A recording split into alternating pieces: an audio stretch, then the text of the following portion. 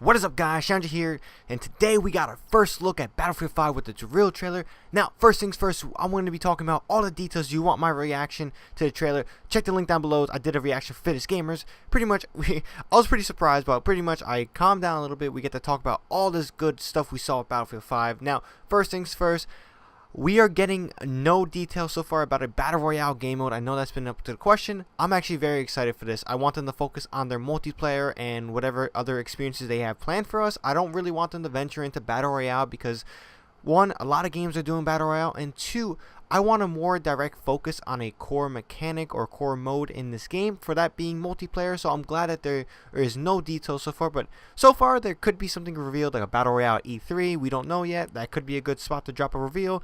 But yeah, I am not looking forward to a Battle Royale mode. I'm glad that they've kind of not given any details. They just focus on whatever they showed us.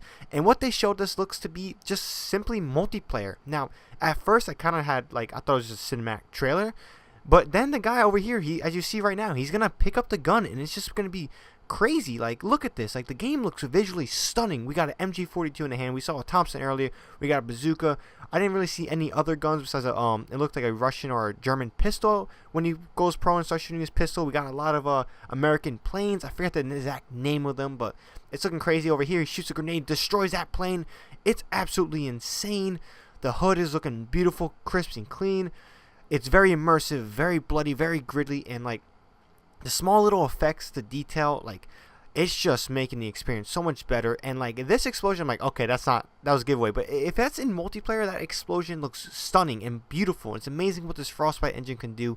But the details we're going to talk about is premium and a lot of interesting stuff for the game to come over the years. Now, first things first, is there going to be a premium, a paid expansion pass? No, there is not. EA has kind of changed their ways and they're leaving premium behind.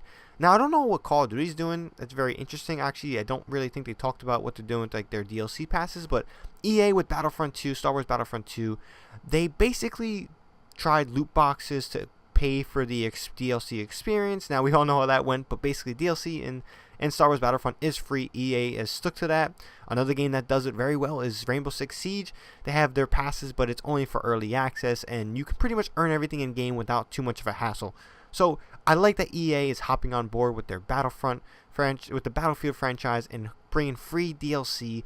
It really doesn't divide the player base, and that's very exciting because sometimes me and my friends that just get Battlefield, they don't have premium, so we can't really play all these awesome maps, and they don't have all the guns, and they're kind of limited. But I like that they're making it free, and it's pretty much awesome. Another thing too is they're adding something called fortification.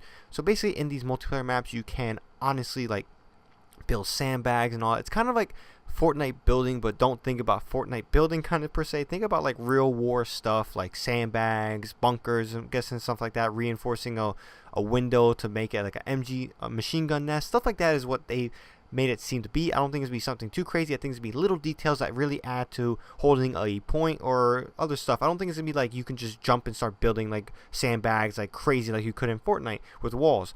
So don't worry about that. Now, another thing too is there's something called grand operations. Now, these take place over days. Now, not real-time days, but more rather than battle days. So once you finish a match, if you lose that match, you'll go into day 2. You might lose some ground. Your character's emotions may be a little bit different. They talked about a lot of scenarios that really affects over time. So the outcomes and the wins, losses in the game, I'm guessing ammo, what you use and what your team uses, really affects your experience throughout the whole grand operation. Seems like it's very similar to Operations, except they're expanding it out more, and I love that a lot because Operations was honestly one of the best game mode. Actually, it is the best game mode in Battlefield 1. It's a game mode I had the most fun with. It's very intriguing, very bloody, very gritty, very up close and personal, very hectic. And yeah, now last detail we got, which is very cool, very exciting, is that they're talking about their live updates for Battlefield 5 in the future, and they talked about adding different fronts, different settings, different periods of World War I, such as the African front, or we can say the Italian front. This is not going to be like COD World War II, which is limited to one European front. They're going to focus on all elements of World War II, which is very exciting. And I'm really looking forward to that. I like when a game really updates and stays determined to their player base. It definitely brings about a very enjoyable experience. And yeah, that's pretty much all the details we got, besides the fact that there's going to be a single player similar to how Battlefield 1 came about. But again, I'm not too excited for single player.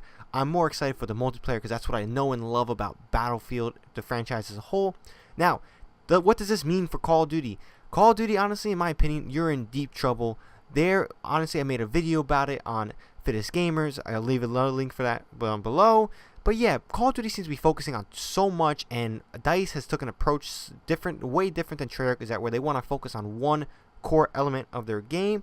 It's honestly looking very exciting. The multiplayer looks beyond belief, and I wasn't honestly walking into this, I was not that excited for a multiplayer based in World War II, but this reveal trailer definitely turned me around. Now, I'm not too excited. Again, I really wanted a modern day game, but I feel like from what I saw here is that the last World War II experience I got was Call of Duty World War II, and this looks above and beyond whatever Call of Duty will ever be able to do. So I'm very excited for that. But that's pretty much all I got for this one. Let me know what you guys think. Drop this video a like. If you guys leave a comment down below, let me know what you guys think about Battlefield 5. Are you excited? Do you think Call of Duty is doomed? And also, are you still thinking that Battle Royale will come to the Battlefield franchise? I'm personally hoping it doesn't. But again, that's only my opinion. I want to hear you guys out. Again, that's all I got for this one. Again, check out my live reaction on Fittest Gamers, link down below. And if you want to hear me talk about why Black Ops 4 is in deep shit, I'll leave a link down below also for that video. But that's all I got for this one. Hope you guys enjoyed the video. ShadowNinja here, and I'm out.